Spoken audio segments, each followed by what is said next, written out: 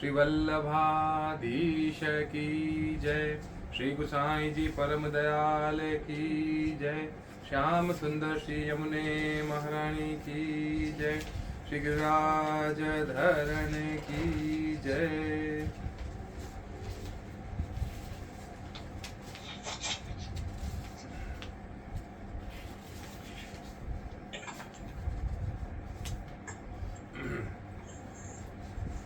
श्रीमद् भागवत द्वितीय स्कंद, दूसरा स्कंद चल रहा है और आज है 7वां अध्याय। आज भगवान की लीला अवतारों की कथा सुनेंगे। अथ सप्तमोध्याय।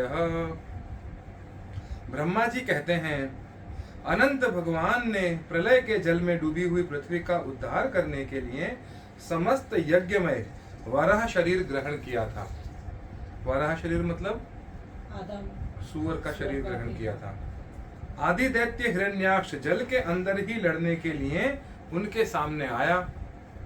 जैसे इंद्र ने अपने वज्र से पर्वतों के पंख काट डाले थे, वैसे ही वाराह भगवान ने अपनी दाढ़ों से उनके टुकड़े टुकड़े कर दिए। फिर देखो, इस भगवान के सभी अवतारों का वर्णन हो रहा है, एक के बाद एक सब अवतारों के बारे में बहुत ही शॉर्ट में बताएंगे।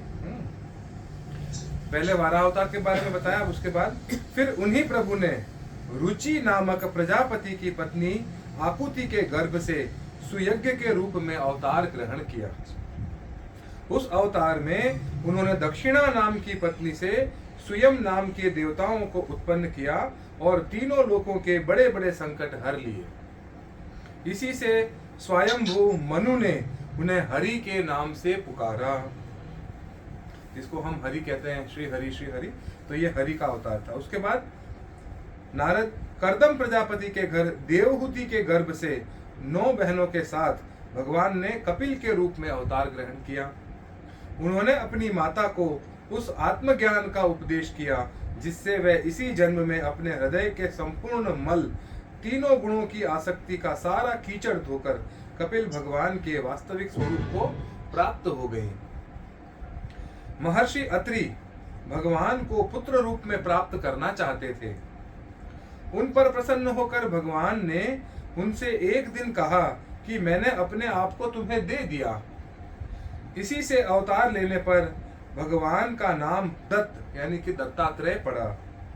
उनके चरण कमलों के पराग से अपने शरीर को पवित्र करके राजा यदु और सहस्त्रार्जुन आदि ने योग की, भोग और मोक्ष दोनों ही सिद्धियां प्राप्त की। नारद, सृष्टि के प्रारंभ में मैंने विविध लोकों को रचने की इच्छा से तपस्या की। मेरे उस अखंड तप से प्रसन्न होकर उन्होंने तप अर्थ वाले सन नाम से युक्त होकर सनक सनंदन सनातन और सनत कुमार के रूप में अवतार ग्रहण किया। इस अवतार में उन्होंने प्रलय के कारण पहले कल्प के भूले हुए आत्मज्ञान का ऋषियों के प्रति यथावत उपदेश किया, जिससे उन लोगों ने तत्काल परम तत्व का अपने हृदय में साक्षात्कार कर लिया। धर्म की पत्नी दक्ष कन्या मूर्ति के गर्भ से वे नर नारायण के रूप में प्रकट हुए। उनकी तपस्या का प्रभाव उन्हीं के जैसा है। इंद्र की भेजी हुई काम की सेना अप्सराएं उनके सामने जाते ही अपना स्वभाव खो बैठी। वे अपने हाव भाव से उन आत्म स्वरूप भगवान की तपस्या में विघ्न नहीं डाल सकी। नारद, शंकर आदि महानुभाव अपनी रोष भरी दृष्टि से कामदेव को जला देते हैं, परंतु अपने आप को जलाने वाले असह्य क्रोध को वे नहीं जला पाते। वही क्रोध नर नारायण के निर्मल हृदय में प्रवेश करने के पहले ही डर के मारे कांप जाता है। फिर भला उनके हृदय में काम का प्रवेश तो हो ही कैसे सकता है। अपने पिता राजा उत्तानपाद के पास बैठे हुए 5 वर्ष के बालक ध्रुव को उनकी सौतेली माता सुरुचि ने अपने वचन बाणों से भेद दिया था। देखो, ये एक के बाद एक अवतारों के बारे में बता रहे हैं, तो वो मत होना कंफ्यूज कि तुरंत क्या आ रहा है ना। पहले अवारा अवतार बताया, फिर हरि के अवतार के बारे में बताया, है ना। फिर उसके बाद कपिल जी के अवतार के बारे में बताया, फिर उसके बाद दत्तात्रेय जी के बारे में बताया, फिर उसके बाद बताया सनत कुमार आदि के बारे में बताया, उसके बाद दक्ष कन्या के बारे में बताया, है ना। और अब बता रहे हैं ध्रुव जी के बारे में। अपने पिता राजा उत्तानपाद के पास बैठे हुए 5 वर्ष के बालक ध्रुव को उनकी सौतेली माता सुरुचि ने अपने वचन बाणों से बेध दिया था। इतनी छोटी अवस्था होने पर भी वे उस ग्लानि से तपस्या करने के लिए वन में चले गए। उनकी प्रार्थना से प्रसन्न होकर भगवान प्रकट हुए और उन्होंने ध्रुव को ध्रुव पद का वरदान दिया। आज भी ध्रुव के ऊपर नीचे प्रदक्षिणा करते हुए दिव्य महर्षि गण उनकी स्तुति करते रहते हैं। उसके बाद अब अगला है, कुमार्गामी वैन का ऐश्वर्य और पौरुष ब्राह्मणों के हुंकार रूपी वज्र से जलकर भस्म हो गया। वह नरक में गिरने लगा। ऋषियों की प्रार्थना पर भगवान ने उसके शरीर मंथन से पृथु के रूप में अवतार धारण किया और नरकों से उबारा और इस प्रकार पुत्र शब्द को चरितार्थ किया। जिसको हम पुत्र शब्द कहते हैं वो कहां से उत्पन्न हुआ ये बताया गया। उसी अवतार में पृथ्वी को गाय बनाकर उन्होंने उससे जगत के लिए समस्त औषधियों का दोहन किया। अब उसके बाद वाला, राजा नाभि की पत्नी सुदेवी के गर्भ से भगवान ने ऋषभ देव के रूप में जन्म लिया। इस अवतार में समस्त आसक्तियों से रहित रहकर अपनी इंद्रियों और मन को अत्यंत शांत करके एवं अपने स्वरूप में स्थित होकर समदर्शी के रूप में उन्होंने जड़ों की भांति योगचर्या का आचरण किया। इस स्थिति को महर्षि लोग परमहंस पद अथवा अवधूत चर्या कहते हैं। इसके बाद स्वयं उन्हीं यज्ञ पुरुष ने मेरे यज्ञ में स्वर्ण के समान कांति वाले हयग्रीव के रूप में अवतार धारण किया। भगवान का वह विग्रह वेदमय, यज्ञमय और सर्वदेवमय है। उन्हीं की नासिका से श्वास के रूप में वेदवाणी प्रकट हुई। अब उसके बाद चाक्षुष मनवंतर के अंत में भावी मनु सत्यव्रत ने मत्स्य रूप में भगवान को प्राप्त किया था। उस समय पृथ्वी रूप नौका के आश्रय होने के कारण वे ही समस्त जीवों के आश्रय बने। प्रलय के उस भयंकर जल में मेरे मुख से गिरे हुए वेदों को लेकर वे उसी से विहार करते रहे। अब अगला, जब मुख्य देवता और दानव अमृत की प्राप्ति के लिए क्षीर सागर को मत रहे थे, तब भगवान ने कच्छप के रूप में यानी कछुए के रूप में कच्छप के रूप में अपनी पीठ पर मंदराचल पर्वत धारण किया। उस समय पर्वत के घूमने के कारण उसकी रगड़ से उनकी पीठ की खुजलाहट थोड़ी मिट गई, जिससे वे कुछ क्षणों तक सुख की नींद सो सके। देवताओं का महान भय मिटाने के लिए उन्होंने नरसिंह रूप धारण किया। कच्छप अवतार चला गया, अब अगला अवतार नरसिंह रूप। फड़कती हुई भौहों और तीखी दाढ़ों से उनका मुख बड़ा भयावना लगता था। हिरण्यकशिपु उन्हें देखते ही हाथ में गदा लेकर उन पर टूट पड़ा। इस पर भगवान नरसिंह ने दूर से ही उसे पकड़कर अपनी जांघों पर डाल लिया और उसके छटपटाते रहने पर भी अपने नखों से उसका पेट फाड़ डाला। अब अगला, बड़े भारी सरोवर में महाबली ग्राह ने गजेंद्र का पैर पकड़ लिया। जब बहुत थककर वह घबरा गया, तब उसने अपनी सूंड में कमल लेकर भगवान को पुकारा, हे आदि पुरुष, हे समस्त लोकों के स्वामी, हे श्रवण मात्र से कल्याण करने वाले। उसकी पुकार सुनकर अनंत शक्ति भगवान चक्रपाणी गरुड़ की पीठ पर चढ़कर वहां आए और अपने चक्र से उन्होंने ग्राह का मस्तक उखाड़ डाला। इस प्रकार कृपा परवश भगवान ने अपने शरणागत गजेंद्र की सूंड पकड़कर उस विपत्ति को उसका उद्धार किया। उसके बाद भगवान वामन अदिति के पुत्रों में सबसे छोटे थे, परंतु गुणों की दृष्टि से वे सबसे बड़े थे, क्योंकि यज्ञ पुरुष भगवान ने इस अवतार में बलि के संकल्प छोड़ते ही संपूर्ण लोकों को अपने चरणों से ही नाप लिया था। वामन बनकर उन्होंने 3 पग पृथ्वी के बहाने बलि से सारी पृथ्वी तो ले ली, परंतु इससे यह बात सिद्ध कर दी कि सन्मार्ग पर चलने वाले पुरुषों को याचना के सिवा और किसी उपाय से समर्थ पुरुष भी अपने स्थान से नहीं हटा सकते, ऐश्वर्य से च्युत नहीं कर सकते। दैत्यराज बलि ने अपने सिर पर स्वयं वामन भगवान का चरणामृत धारण किया था।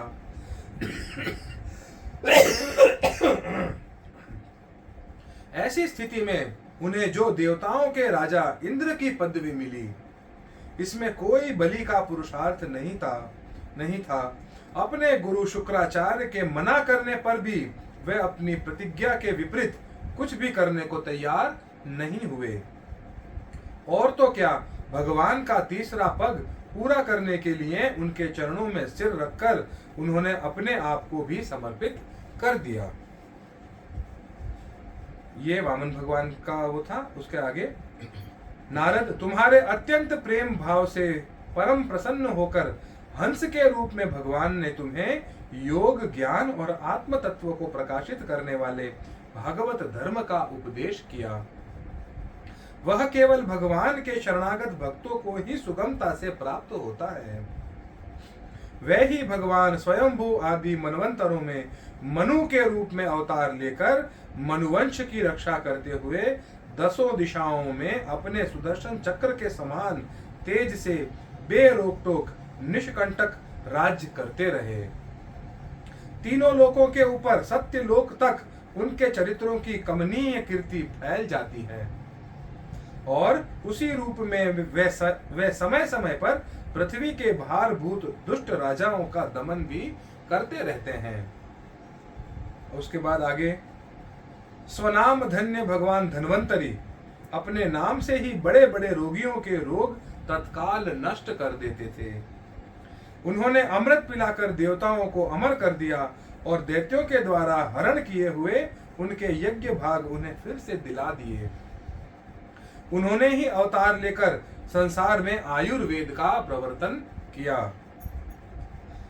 ये धन्वंतरी जी का था। अब उसके आगे, जब संसार में ब्राह्मण द्रोही आर्य मर्यादा का उल्लंघन करने वाले नारकीय क्षत्रिय अपने नाश के लिए ही देववश बढ़ जाते हैं और पृथ्वी के कांटे बन जाते हैं, तब भगवान महापराक्रमी परशुराम के रूप में अवतीर्ण होकर अपनी तीखी धार वाले फरसे से 21 बार उनका संहार करते हैं।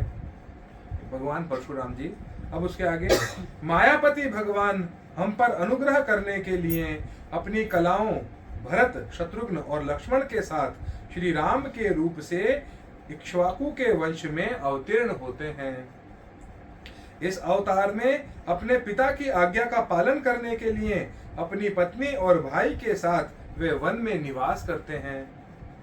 त्रिपुर विमान को जलाने के लिए उद्यत शंकर के समान जिस समय भगवान राम शत्रु की नगरी लंका को भस्म करने के लिए समुद्र तट पर पहुंचते हैं, उस समय सीता के वियोग के कारण बढ़ी हुई क्रोधाग्नि से उनकी आंखें इतनी लाल हो जाती हैं कि उनकी दृष्टि ही समुद्र के मगरमच्छ, सांप और ग्राह आदि जीव उनकी दृष्टि पड़ने पर ही जलने लगते हैं और भय से थर थर कांपता हुआ समुद्र झटपट उन्हें मार्ग दे देता है।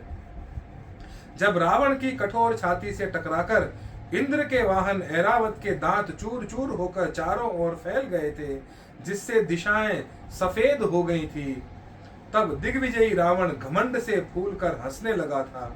वही रावण जब श्री रामचंद्र जी की पत्नी सीता जी को चुराकर ले जाता है और लड़ाई के मैदान में उनसे लड़ने के लिए गर्वपूर्वक आता है, तब भगवान श्री राम के धनुष की टंकार से ही उसका वह घमंड प्राणों के साथ तत्क्षण विलीन हो जाता है। ये श्री राम जी का था। उसके बाद, जिस समय झुंड के झुंड दैत्य पृथ्वी को रोंद डालेंगे, उस समय उसका भार उतारने के लिए भगवान अपने सफेद और काले केश से बलराम और श्री कृष्ण के रूप में कला अवतार ग्रहण करेंगे।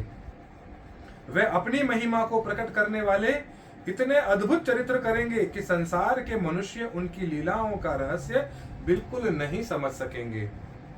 बचपन में ही पूतना के प्राण हर लेना, 3 महीने की अवस्था में पैर उछालकर बड़ा भारी छकड़ा उलट कर देना और घुटनों के बल चलते चलते आकाश को छूने वाले यमलार्जुन वृक्षों के बीच में जाकर उन्हें उखाड़ डालना, ये सब ऐसे कर्म हैं जिन्हें भगवान के सिवा और कोई नहीं कर सकता। जब कालीय नाग के विष से दूषित हुआ यमुना जल पीकर बछड़े और गोप बालक मर जाएंगे, तब वे अपनी सुधामयी कृपा दृष्टि की वर्षा से ही उन्हें जीवित कर देंगे और यमुना जल को शुद्ध करने के लिए वे उसमें विहार करेंगे तथा विष की शक्ति से जीभ लपलपाते हुए कालीय नाग को वहां से निकाल देंगे। उसी दिन रात को जब सब लोग वहीं यमुना तट पर सो जाएंगे और दावाग्नि से आसपास का मुंज का वन चारों ओर से जलने लगेगा, तब बलराम जी के साथ वे प्राण संकट में पड़े हुए ब्रजवासियों को उनकी आंखें बंद कराकर उस अग्नि से बचा लेंगे। उनकी यह लीला भी अलौकिक ही होगी। उनकी शक्ति वास्तव में अचिंत्य है। उनकी माता उन्हें बंधन के लिए जो जो रस्सी लाएंगी वही उनके उदर में पूरी नहीं पड़ेगी, 2 अंगुल छोटी ही रह जाएगी। तथा जम्भाई लेते समय श्री कृष्ण के मुख में 14 भुवन देखकर पहले तो यशोदा जी भयभीत हो जाएंगी, परंतु फिर से संभल जाएंगी। वे नंद बाबा को अजगर के भय से और वरुण के पाश से छुड़ाएंगे। मय दानव का पुत्र व्योमासुर जब गोप बालकों को पहाड़ की गुफाओं में बंद कर देगा, तब वे उन्हें भी वहां से बचा लाएंगे।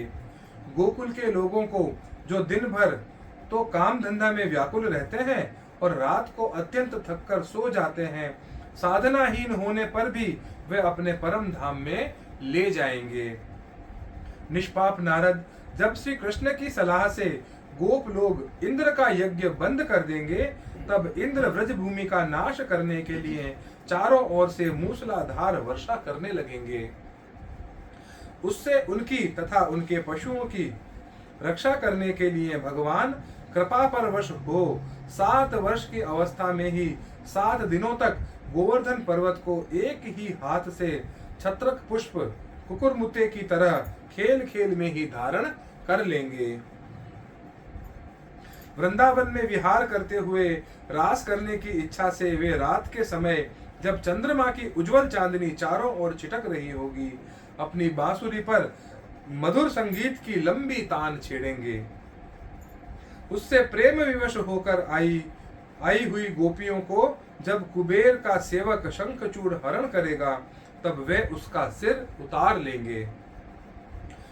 और भी बहुत से प्रलंबासुर, धेनुकासुर, बकासुर, केशी, अरिष्टासुर आदि दैत्य, चाणूर आदि पहलवान, कोल्यापीड़ हाथी, कंस, कालयवन, भौमासुर, मिथ्या वासुदेव, शाल्व, द्विविध वानर, बलवल, दंतवक्र, राजा नग्नजित के 7 बैल, शंबरासुर, विदुरथ और रुक्मी आदि तथा काम्बोज, मत्स्य, कुरु, कैकई और संजय आदि देशों के राजा लोग एवं जो भी योद्धा धनुष धारण करके युद्ध के मैदान में सामने आएंगे, वे सब बलराम, भीमसेन और अर्जुन आदि नामों की आड़ में स्वयं भगवान के द्वारा मारे जाकर उन्हीं के धाम में चले जाएंगे। समय के फेर से लोगों की समझ कम हो जाती है, आयु भी कम होने लगती है। उस समय जब भगवान देखते हैं कि अब ये लोग मेरे तत्व को बतलाने वाली वेद वाणी को समझने में असमर्थ होते जा रहे हैं, तब प्रत्येक कल्प में सत्यवती के गर्भ से व्यास के रूप में प्रकट होकर वे वेद रूपी वृक्ष का विभिन्न शाखाओं के रूप में विभाजन कर देंगे। देवताओं के शत्रु दैत्य लोग भी वेद मार्ग का सहारा लेकर मय दानव के बनाए हुए अदृश्य वेग वाले नगरों में रहकर लोगों का सत्यानाश करने लगेंगे। जब भगवान लोगों की बुद्धि में मोह और अत्यंत लोभ उत्पन्न करने वाला वेश धारण करके बुद्ध के रूप में बहुत से धर्मों का उपदेश करेंगे, बहुत से उपधर्मों का उपदेश करेंगे। कलयुग के अंत में जब सत्पुरुषों के घर भी भगवान की कथा होने में बाधा पड़ने लगेगी, ब्राह्मण, क्षत्रिय तथा वैश्य पाखंडी और शूद्र राजा हो जाएंगे। यहाँ तक कि कहीं भी स्वाहा, स्वधा और वषट्कार की ध्वनि, देवता पितरों के यज्ञ श्राद्ध की बात तक सुनाई नहीं पड़ेगी। तब कलयुग का शासन करने के लिए भगवान कल की अवतार ग्रहण करेंगे। जब संसार की रचना का समय होता है, तब तपस्या, 9 प्रजापति, मरीचि आदि ऋषि और मेरे रूप में, जब सृष्टि की रक्षा का समय होता है, तब धर्म, विष्णु, मनु, देवता और राजाओं के रूप में, तथा जब सृष्टि के प्रलय का समय होता है, तब अधर्म, रुद्र तथा क्रोधवश नाम के सर्प एवं दैत्य आदि के रूप में सर्वशक्तिमान भगवान की माया विभूतियां ही प्रकट होती हैं।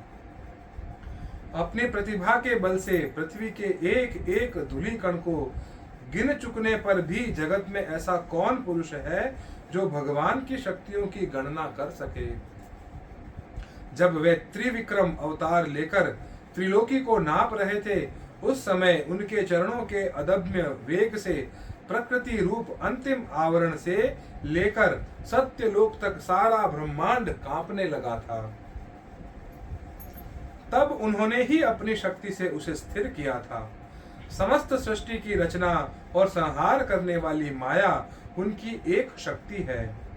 ऐसी ऐसी अनंत शक्तियों के आश्रय उनके स्वरूप को न मैं जानता हूँ और न वे तुम्हारे बड़े भाई सनकादि ही, फिर दूसरों का तो कहना ही क्या। आदिदेव भगवान शेष सहस्त्र मुख से उनके गुणों का गायन करते आ रहे हैं, परंतु वे अब भी उनके अंत की कल्पना नहीं कर सके। जो निष्कपट भाव से अपना सर्वस्व और अपने आप को भी उनके चरण कमलों में न्यौछावर कर देते हैं, उन पर वे अनंत भगवान स्वयं ही अपनी ओर से दया करते हैं और उनकी दया के पात्र ही उनकी दुस्तर माया का स्वरूप जानते हैं और उसके पार पा जाते हैं। वास्तव में ऐसे पुरुष ही कुत्ते और शियारों के कलेवा रूप अपने और पुत्रादि के शरीर में यह मैं हूँ, यह मेरा है, ऐसा भाव नहीं करते। प्यारे नारद, परम पुरुष की उस योग माया को मैं जानता हूँ तथा तुम लोग भगवान शंकर, दैत्य कुल भूषण प्रहलाद, शतरूपा, मनु, मनुपुत्र प्रियव्रत आदि प्राचीन बरही, ऋभु और ध्रुव भी जानते हैं। इसके सिवा इक्ष्वाकु, पुरुरवा, मुचुकुंद, जनक, गाधी, रघु, अम्बरीश, सगर, गय, ययाति आदि तथा मांधाता, अलर्क, शतधन्वा, अनु, रंति देव, भीष्म, बलि अमृतरय, दिलीप, सौभरी, उत्तक, शिबी, देवल, पिपलाद, सारस्वत, उद्धव, पराशर, भूरिशेन एवं विभीषण, हनुमान, शुकदेव, अर्जुन, आर्ष्टिशेन, विदुर और श्रुतदेव आदि महात्मा भी यह जानते हैं।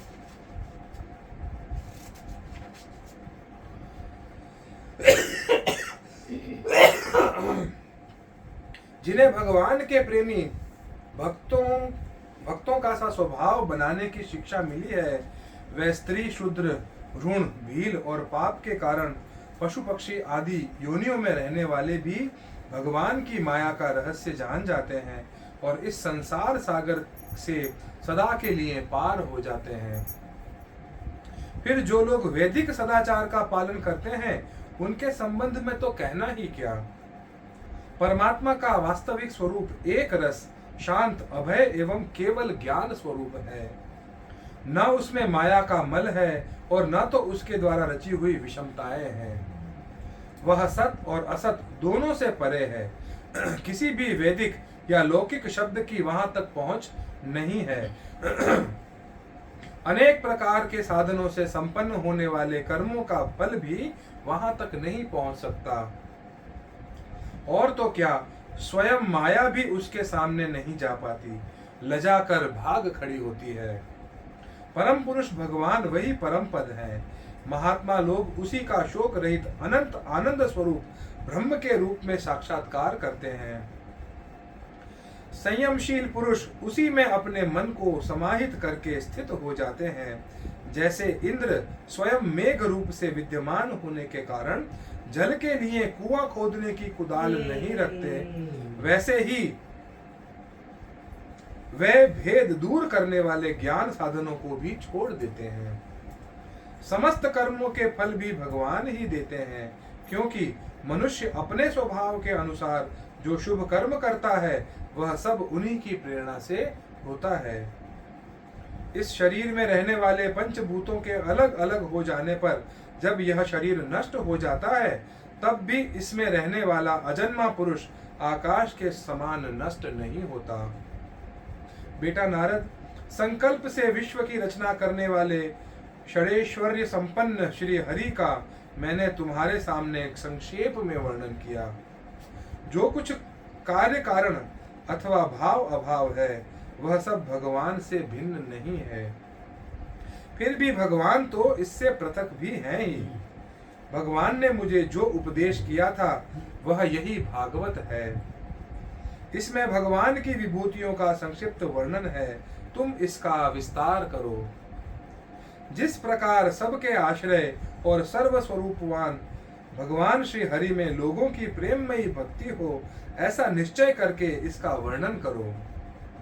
जो पुरुष भगवान की अचिंत्य शक्ति माया का वर्णन या दूसरे के द्वारा किए हुए वर्णन का अनुमोदन करते हैं अथवा श्रद्धा के साथ नित्य श्रवण करते हैं, उनका चित्त माया से कभी मोहित नहीं होता। इति श्रीमद्भागवते महापुराणे पारमहंस्यां संहितायां द्वितीय स्कंधे ब्रह्म नारद संवादे सप्तमोऽध्यायः। अगले अध्याय में हम राजा परीक्षित के विविध प्रश्न पढ़ेंगे। और आज जो आया है सारे भगवान की लीलाओं का संक्षिप्त में मतलब ब्रीफ में वर्णन आया है, तो एक के बाद एक सारे जितने भी अवतार हैं वो वापस जब आप सुनो तो उसको वापस 2-3 बार रिपीट करके सारा आपको अपने दिमाग में रखना है कि किस किस भगवान ने कौन कौन सी लीलाओं में अवतार लिया था। ठीक है, शुरू से शुरू करके। श्री वल्लभाधीश की जय, श्री गुसाई जी परम दयाल की जय, श्याम सुंदर श्री यमुने महारानी की जय, श्री गिरिराज धरण की जय।